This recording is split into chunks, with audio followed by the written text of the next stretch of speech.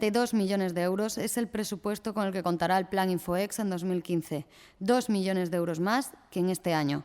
Así lo ha anunciado el presidente Monago esta mañana en la presentación del balance del Plan Infoex 2014.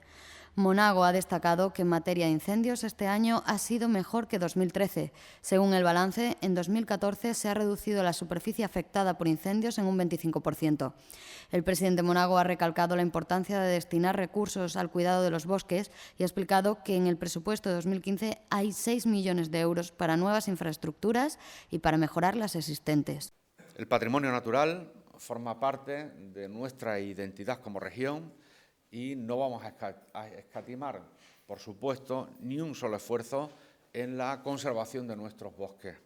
Unos bosques que, según distintos estudios académicos, están valorados en 14.000 millones de euros. Ese es el valor de los bosques extremeños y, por lo tanto, es una riqueza a preservar no solo en el presente, sino muy especialmente para las generaciones venideras.